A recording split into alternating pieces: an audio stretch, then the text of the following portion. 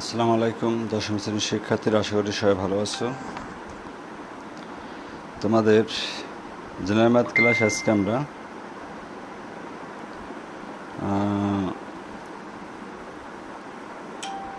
অধ্যায় 14 থেকে কিছু জ্যামিতি করব। অধ্যায় 14 থেকে আমরা আগেও অঙ্ক করেছি।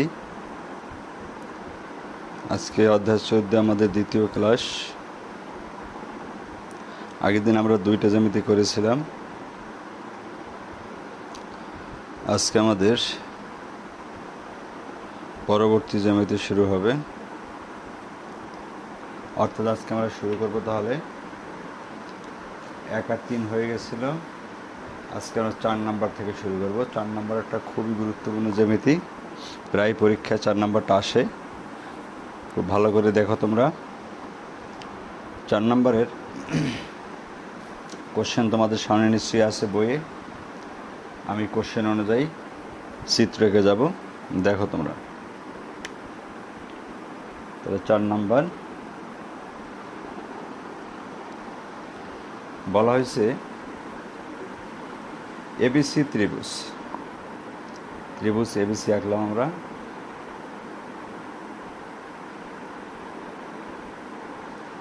ত্রিভুজটা সমবাহু আঁকবা, এটা টেকনিক্যাল কারণে, তোমাদের প্রমাণটা প্রমাণ বাকি কাজ করতে সুবিধা হবে। ত্রিভুজ এ বি সি, ত্রিভুজ এবিসির এডি ও বি মধ্যমা। এডি একটা মধ্যমা, এডি, এবং বি আর একটা মধ্যমা, পরস্পর জি বিন্দুতে ছেদ করেছে। মধ্যমাদ্বয় এখানে পরস্পর জি বিন্দুতে ছেদ করেছে। জি বিন্দুর মধ্য দিয়ে ডি এর সমান্তরাল, এই জি বিন্দু দিয়ে ডিই এর সমান্তরাল বলছে, তার মানে ডি আঁকা আছে, আমি ডি আঁকলাম। এর সমান্তরাল করলে জি এফ আঁকতে হবে, জি এফ, ডিই এর সমান্তরাল জি এফ আঁকলাম। এই জি এফ এসিকে এফ বিন্দুতে সেট করছে। আমাদের প্রমাণ করতে হবে এসি ইকাল টু 6 ইএফ। বুঝতে পারছো? আশা করি চিত্রটা বুঝতে পারছো।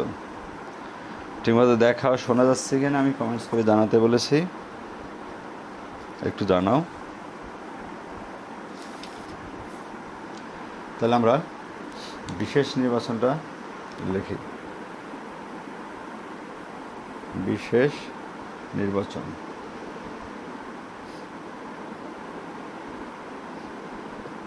মনে করি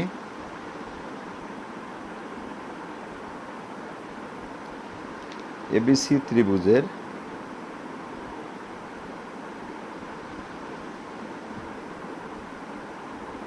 এডি ও বি মধ্যমাদ্বয়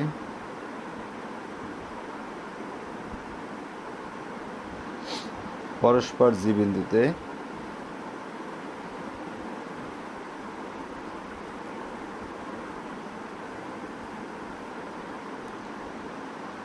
ছেদ করেছে।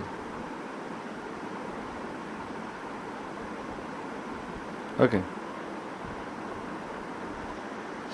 পরস্পর জি বিন্দুতে ছেদ করছে। যারা লাইনে আছো ঠিকমতো দেখতে পাচ্ছ কিনা একটু আমাকে জানাও।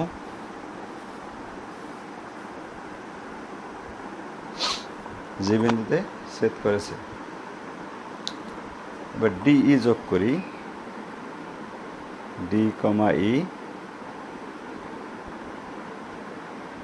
যোগ করি।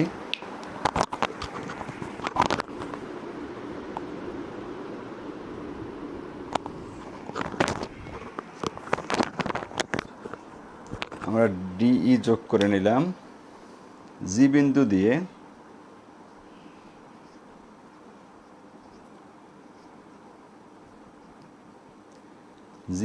দিয়ে জিএফ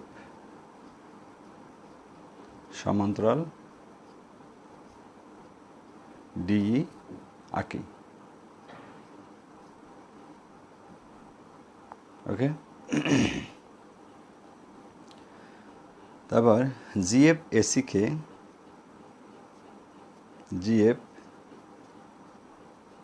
এসিকে এফ বিন্দুতে ছেদ করে।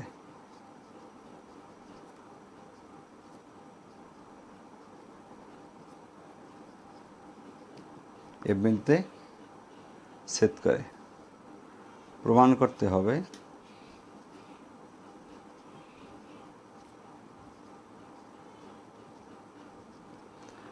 করতে হবে যে এসি ইকুয়াল টু 6F। ওকে, তাহলে প্রমাণ শুরু করি আমরা।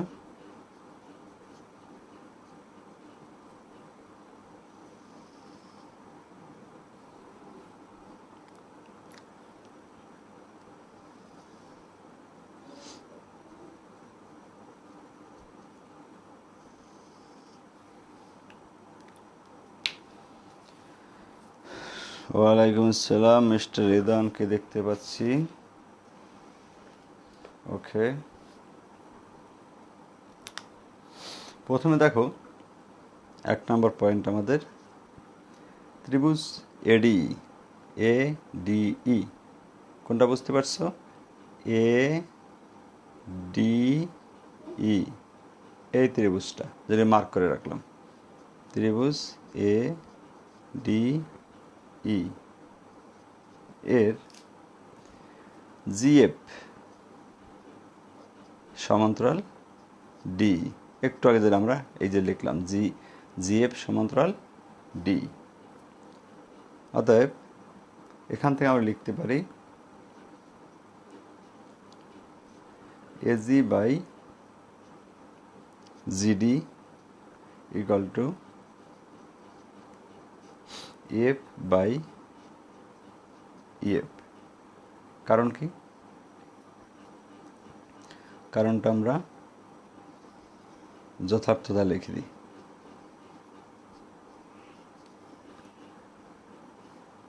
ত্রিভুজের এই সোজা হবে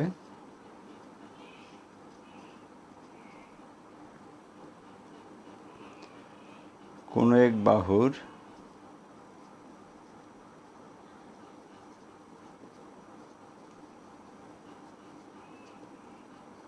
সমান্তরাল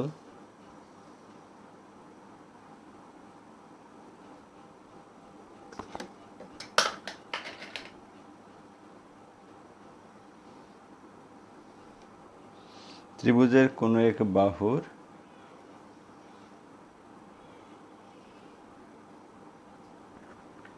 সমান্তরাল যে কোনো সরলরেখা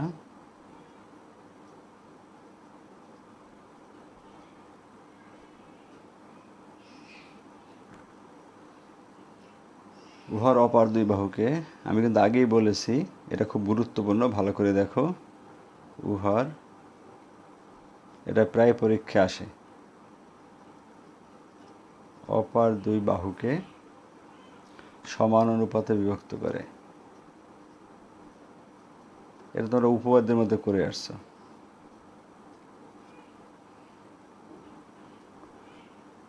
বিভক্ত করে, আশা করি বুঝতে পারছো। গেল আমাদের 1 নাম্বার। 2 নাম্বার,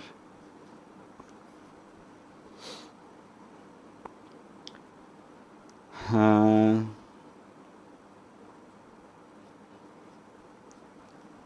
এডি ও বি মধ্যমাদয়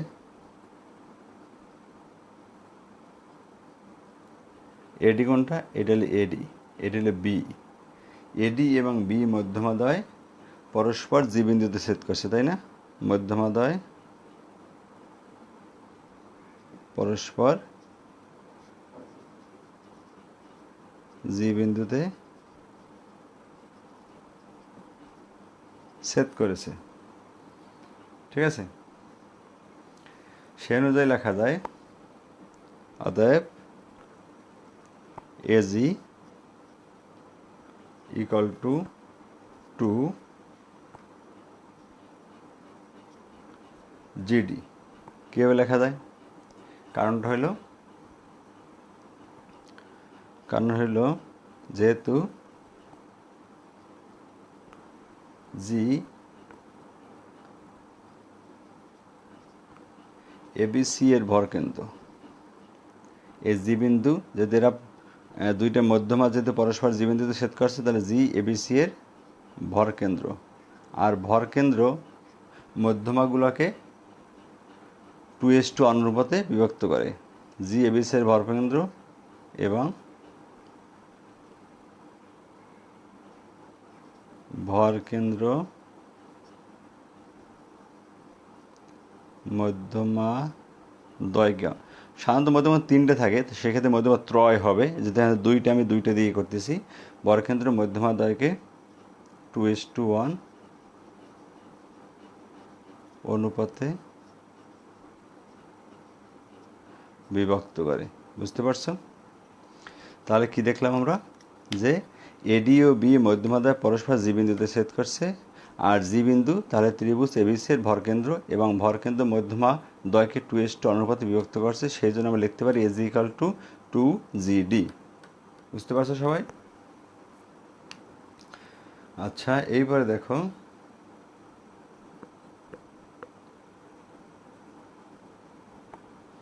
এইখান থেকে একটু আমরা লিখতে পারি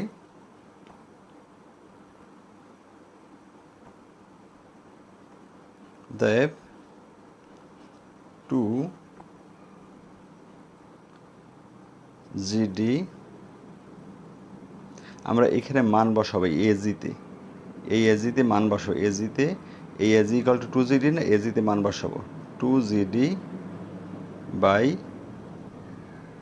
জিডি। দেখতে সমস্যা হচ্ছে কিনা বলবা?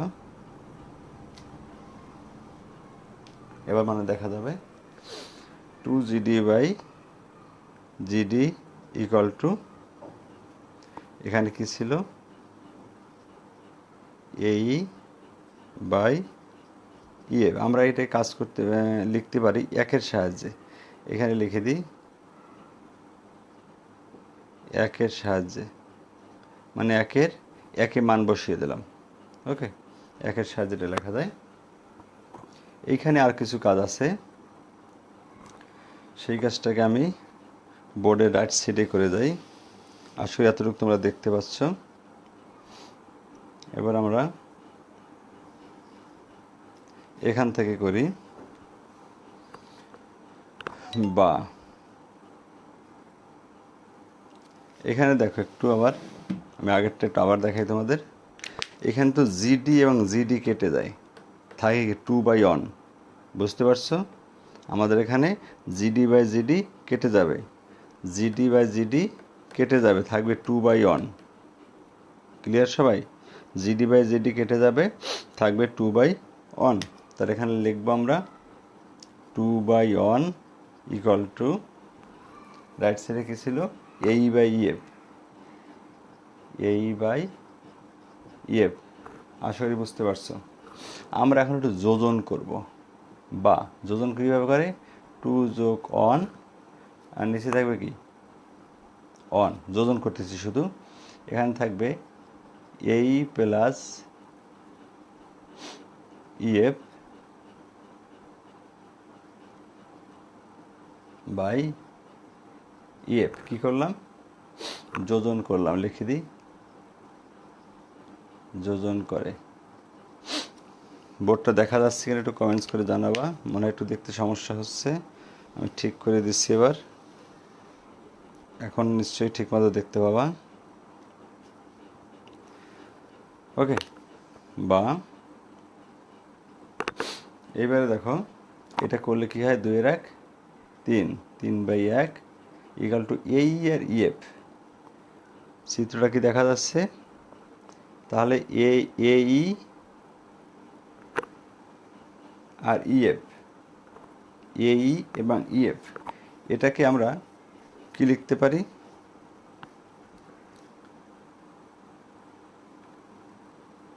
আগে একটা কাজ করি আমরা, এই এবং ইএফকে আমরা যদি চেঞ্জ করে নিই শুরুতে, তাহলে কেমন হয়,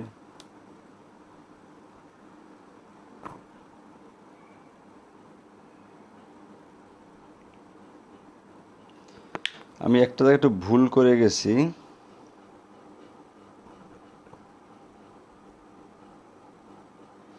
একটা জায়গায় আমি একটু ভুল করে যাচ্ছি, এই জন্যই একটু ঝামেলা হচ্ছে। খেয়াল করো, এইটা কি ছিল? এফ ছিল, এফ বাই ইএফ। আমি এফটাকে এ ই লিখে ফেলছি, এটা দাগ এখানে বেশি পড়ে গেছে, এই জন্য আমি এখানে মিলাইতে পারতেছিলাম না। এটা এ ই হবে, সরি এ এফ হবে, ই না, এ এফ। এটা উপরে দেখো এ এফ আছে, এ এফ, এটা এ এফ হবে, এটি তো আমি এখানে লিখেছি, বাট এটা কিন্তু দাগটা বেশি দিয়ে গেছি ভুলে, এখন ওখানে গিয়ে মিলতেছে না। তাহলে হবে এ এফ। ওকে, এইবার দেখো রাইট সাইড। তাহলে আমাদের এইখানে হবে এ এফ,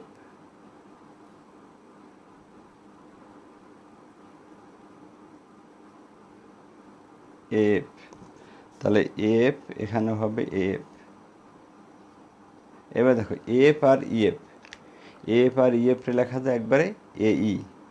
এবার ঠিক আছে, এইবার এই হবে এই বাই ইএফ। একটা দাগ বেশি পড়ে গেছিলো আমার, আশা করি এবার বুঝতে পারছো।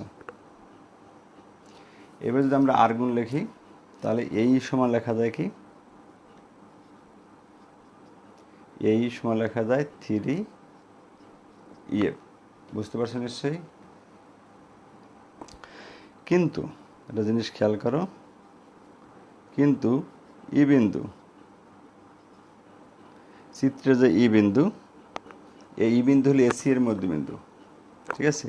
কিন্তু ই বিন্দু এসি এর মধ্যবিন্দু, ঠিক আছে? অতএব তাহলে এসি সমান কি? এসি সমান লেখা যায় 2AE। বুঝতে পারছো কিনা এটা খেয়াল করো। এই ই বিন্দুটা হইলো এসি এর মধ্যবিন্দু, তাহলে এসি সমান লেখা যায় 2AE। যেহেতু মধ্যবিন্দু মানে সমান দুই ভাগে ভাগ করছে, তাহলে এই এবং ইসি সমান, তাহলে এসি সমান লেখা যায় 2AE, 2AE। তাহলে আমাদের এখন একটু মান বসাই দিলেই হবে। এই যে এই জায়গায় এখন আমাদের কি হবে? এই জায়গায় লেখাতে পারি আমরা এসি, ঠিক আছে? এই মানে এই যে এই 2AE মানে এসি, এটাকে চেঞ্জ করে এখন আমরা কীভাবে লিখতে পারি দেখো। আমরা লিখলাম এসি ইকুয়াল টু এই, তাহলে লেখা যায় অতএব এসি ইকুয়াল টু, খেয়াল করো, এসি ইকুয়াল টু 2 ইন্টু, যদি একবারে লিখি, একবারে লিখলে তোমাদের বুঝতে একটু সমস্যা হতে পারে, একটু ভেঙে লিখি তাহলে।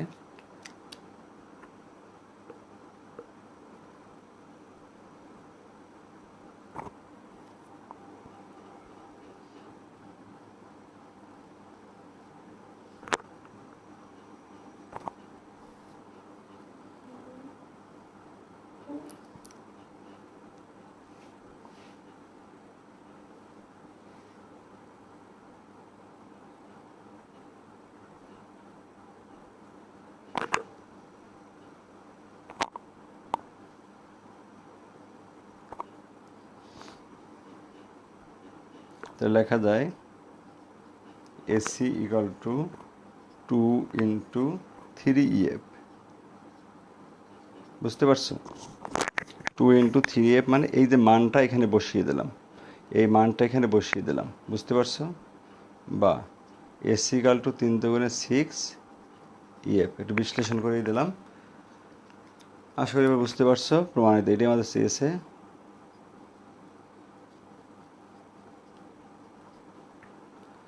একটু কমেন্টস করে জানাও তো সবাই বুঝতে পারছো কিনা।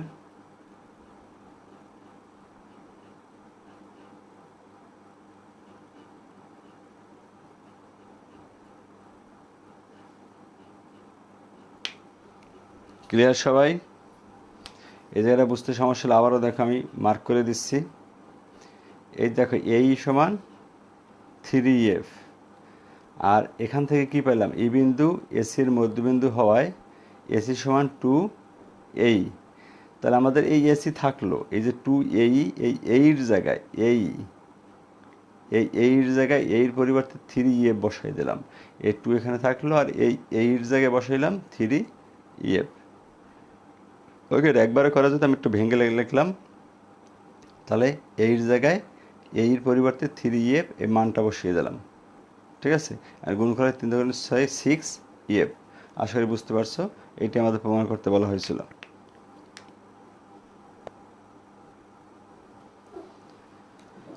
মিস্টার রেদান ঠিক মতো বুঝতে পারছো কিনা জানাও। আমরা পরবর্তী জ্যামিতিতে যাব তাহলে।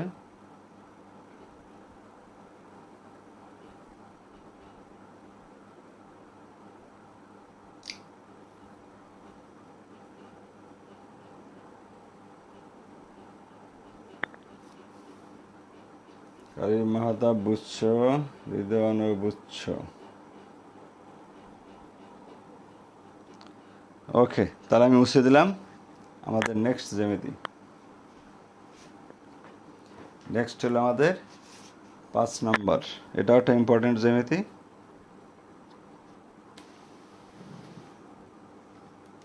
দেখো সবাই, কোশ্চেনটা আগে পড়ো ভালো করে, কি বলা হয়েছে।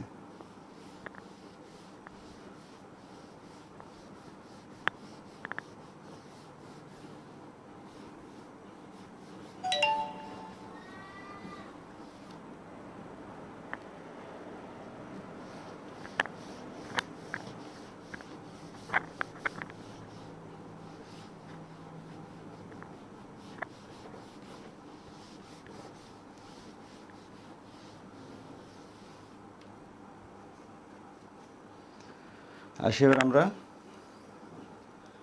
5 নম্বরে।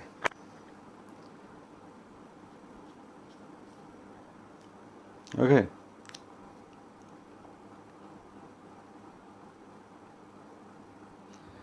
5 নম্বরে দেখো কি বলা হয়েছে।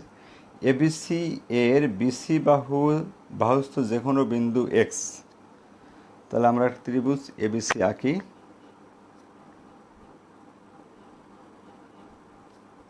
ত্রিভুজ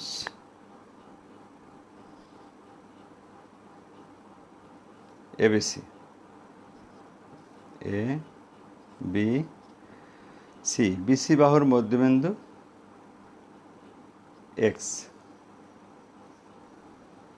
এক্স রেখা আসতো, তাহলে এক্স রেখা এক্স যোগ করতে হবে। এক্স রেখার উপর একটা বিন্দু আছে ও, এখানে একটা বিন্দু আছে ও। এক্স রেখার উপর একটা বিন্দু ও। প্রমাণ করতে হবে ত্রিভুজ A O B. A O B, A O B, তাহলে এখানে একটা রেখা হবে আমাদের এ ও বি। তার মানে এখানেও রেখা হবে একটা, ঠিক আছে। এ ও বি অনুপাত ত্রিভুজ এ ও সি, এটা ইকুয়াল টু বিএক্স। বিএক্স অনুপাত এক্স সি। বুঝতে পারছো নিশ্চয়ই চিত্রটা ভালো করে বুঝলে। এবার দেখো আমাদের বিশেষ নির্বাচন।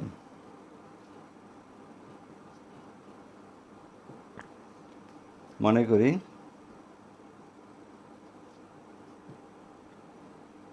ত্রিভুজ এবিসি এর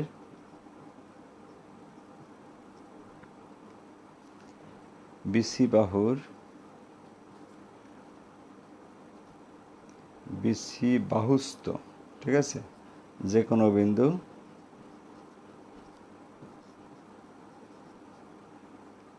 এক্স, যে কোনো বিন্দু এক্স। ওকে,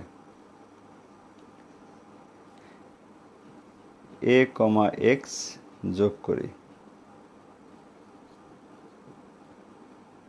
ওকে, এবার হলো এক্স রেখাস্থ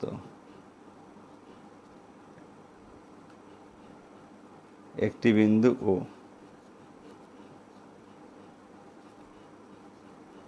এক্স রেখার উপর একটি বিন্দু ও। তারপরে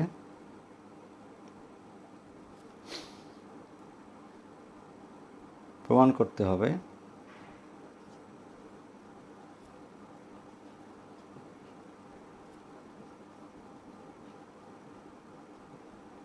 হবে যে ত্রিভুজ এ ও বি অনুপাত ত্রিভুজ A O C equal to bx অনুপাত এক্স সি। ওকে, প্রমাণ শুরু করি আমরা।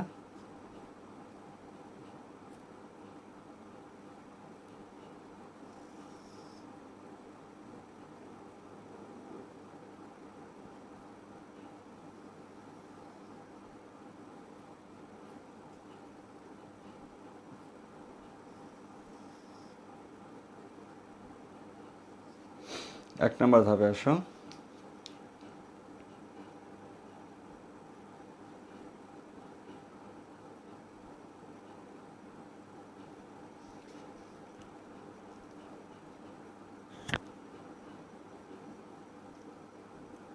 এখানে একটা জিনিস লেখা যেত যে আমি বি আর ও সি যোগ করলাম, এটা লিখি না, এখানে লিখে দিও তোমরা বি কমা ও আর ও কমা সি যোগ করি, এটা লিখলে ভালো হয়। যদিও ত্রিভুজের মধ্যে চলে আসে তাও লিখে দাও, যোগ করি, এটা লিখে দিও। আচ্ছা, এবার দেখো ধাপ 1, ত্রিভুজ ও বি এক্স এই ত্রিভুজটা এবং ত্রিভুজ ও সি এক্স এই ত্রিভুজটা, এই দুইটা ত্রিভুজ নিয়ে প্রথমে কাজ করি আমরা। ত্রিভুজ ও বি এক্স এবং ত্রিভুজ ও সি এক্স, এরা কিন্তু এদের একই উচ্চতা ও এক্স উচ্চতা, এ দুইটা ত্রিভুজ উচ্চতা ও এক্স, ঠিক আছে, এর উচ্চতা সমান। ওকে, তাহলে লেখা যায় অতএব ত্রিভুজ ও বি এক্স বাই ত্রিভুজ ও সি এক্স একই রকম যদি উচ্চতা হয় তাহলে লেখা যায় বিএক্স বাই এক্স সি। বুঝতে পারছো? আমি যথার্থতায় কারণটা লিখে দিই।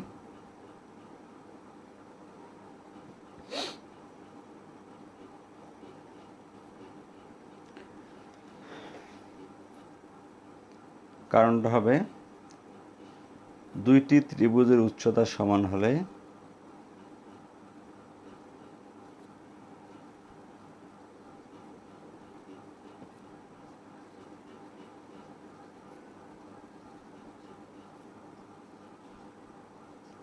দুইটি ত্রিভুজের উচ্চতা সমান হলে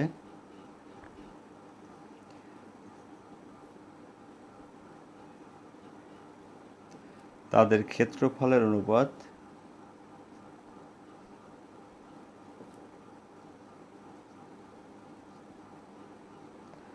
ভূমিদ্বয়ের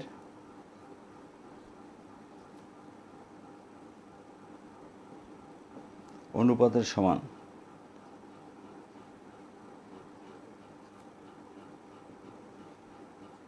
আসলে এবার বুঝতে পারছো?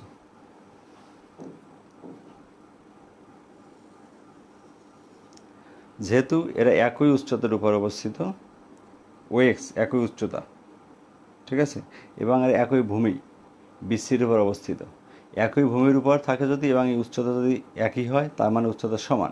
আর দুইটা ত্রিভুজের উচ্চতা যদি সমান হয় তাহলে এদের ক্ষেত্রফলের অনুপাত ইকুয়াল টু ভূমির অনুপাত, ঠিক আছে, ক্ষেত্রফলের অনুপাত ইকুয়াল টু ভূমির অনুপাত।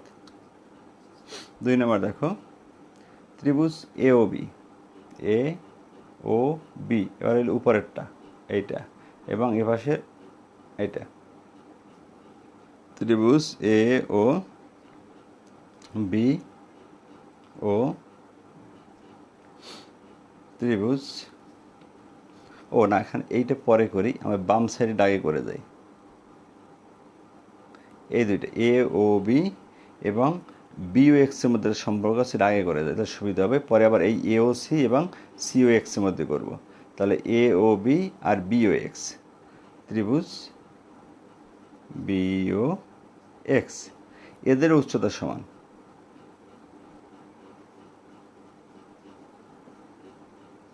কিভাবে? এইটা যদি তুমি এদের ভূমি ধরো, তাহলে একই ভূমির উপর, এবং এইটা হলো উচ্চতা, বিও যদি উচ্চতা ধরো এবং এক্স যদি ভূমি ধরো, তাহলে এই ত্রিভুজ এবং এই ত্রিভুজ, দুইটা ত্রিভুজের উচ্চতা সমান। আবারও খেয়াল করো, ত্রিভুজ এ বি ও, এটা দেখা যাচ্ছে ঠিক মতো, ত্রিভুজ এ বি ও, এই ত্রিভুজ এবং ত্রিভুজ বি ও এক্স, এই দুইটা ত্রিভুজের এ এক্স হলো ভূমি, এ এক্স হলো ভূমি, আর বি হলো শীর্ষবিন্দু, ও বি হলো উচ্চতা। বুঝতে পারছো? সেক্ষেত্রে ত্রিভুজ এ বি ও এবং ত্রিভুজ বি ও এক্স, এই দুইটা ত্রিভুজের ক্ষেত্রফলের অনুপাত সমান এদের ভূমির অনুপাত। তাহলে লেখা যায়, অতএব ত্রিভুজ এ ও বি বাই ত্রিভুজ B O X equal to, এদের ভূমি হলো দাদা কী লিখছিলাম, এ ও বাই ও এক্স। ওকে, একই কারণে উপরের ওই একই কারণে এইভাবে রাইট সাইডে এটাও করবো। আমি বলছিলাম রাইট সাইডের এই অংশটাকে আমরা করব, এই দুইটাকে 3 নাম্বার দিয়ে করি। অনুরূপভাবে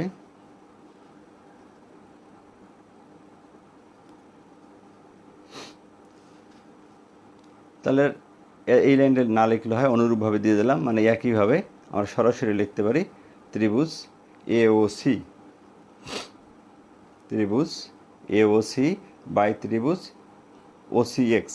ঠিক আছে, ত্রিভুজ এ ও সি বাই ত্রিভুজ ও সি এক্স, এগুলো লেখা যায় A O by O X, A O by O x.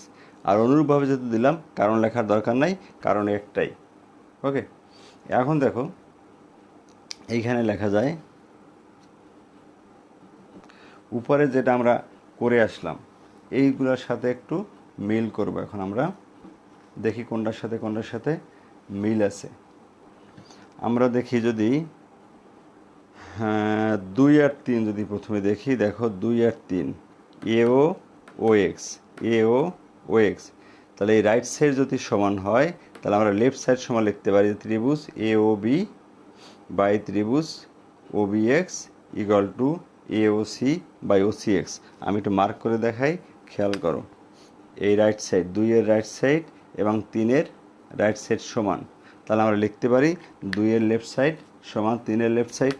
লিখতেছি তাহলে আমরা ত্রিভুজ এ ও বি বাই ত্রিভুজ B O X equal to, এটা লেখা যায় ত্রিভুজ এ ও সি বাই ত্রিভুজ ও সি এক্স।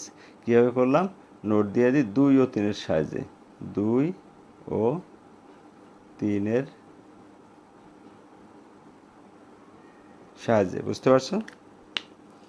এখন একটা জিনিস খেয়াল করো, আমরা যদি এখানে একটু এক্সচেঞ্জ করি, যেমন এই এ ও সি এ যদি এখানে বিও এক্সের জায়গায় নিয়ে যাই, আর বিও এক্স যদি এ ও সি একান্তরকরণ যদি করি, এই দুটোকে যদি চেঞ্জ করি আমরা, তাহলে কি দাঁড়ায় দেখো, তাহলে একটা লাইনে চলে যাব আমরা,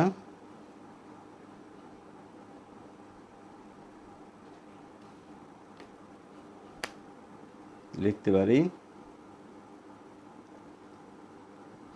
বা ত্রিভুজ এ ও বি বাই ত্রিভুজ, এই এ ও সিটাকে নিচে নিয়ে গেলাম একান্তরকরণ, এ ও সি ইকুয়াল টু, তাহলে বি ও এক্স উপরে চলে যাবে, ত্রিভুজ বি ও এক্স বাই ত্রিভুজ ও সি এক্স।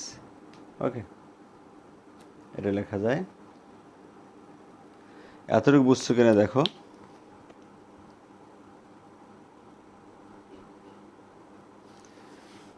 রায়ান বলছো বোর্ড উপরে, হ্যাঁ বোর্ড তো উপরে নিয়েছিলাম, মনে হয় এখন দেখতে পেয়েছো।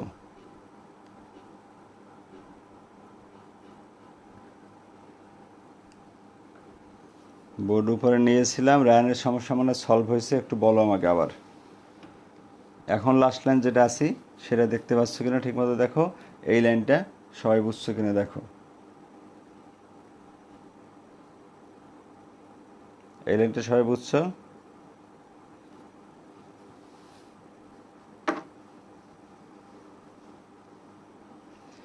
এখন একটা জিনিস তোমাদের দেখতে হবে, এই যে ত্রিভুজটা,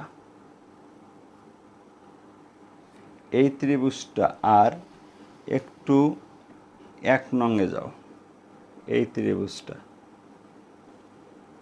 এই দুটো কিন্তু সমান।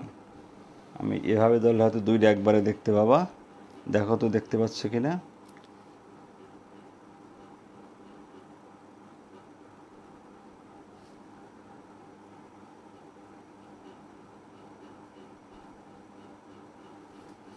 দেখতে পাচ্ছ সবাই? আমি যে দুইটা ত্রিভুজ মার্ক করেছি, এইটা এবং এটা সমান, তাহলে আমরা কি লিখতে পারি? তাহলে কিন্তু আমরা লিখে দিতে পারি যে এইটা সমান কি আছে, bx বাই cx। তাহলে এখন এইটার পরিবর্তে আমি bx বাই cx লিখতে পারি, বুঝতে পারছো? অতএব ত্রিভুজ এ ও বি বাই ত্রিভুজ A O C equal to এইটার পরিবর্তে লিখতে পারি আমরা bx বাই cx। এখানে নোটটা আসতে পারে কি, 1-এর সাহায্যে, 1-এর সাহায্যে। ওকে, হয়ে গেল আমাদের প্রমাণিত। ও অনুপাত চাইছে, তাই একটা আমি ভেঙে দিই, তাহলে অনুপাতটা হয়ে যাবে। অতএব ত্রিভুজ এ ও বি অনুপাত ত্রিভুজ A O C equal to bx অনুপাত cx, প্রমাণিত। ওকে,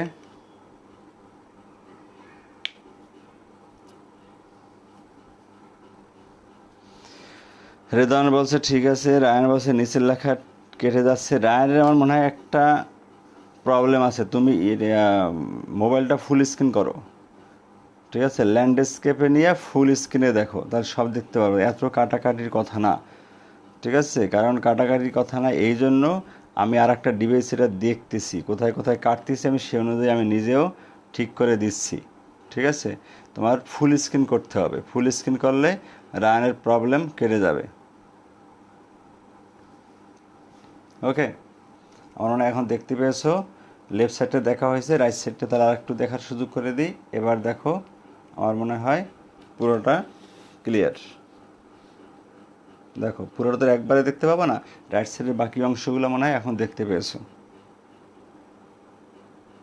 আর মিস্টার রায়ানকে যে উপদেশটা দিলাম সেইটা করো, মোবাইলটা ল্যান্ডস্কেপে নাও, ফুল স্ক্রিন করো, তাহলে আশা করি সব দেখতে পাওয়া।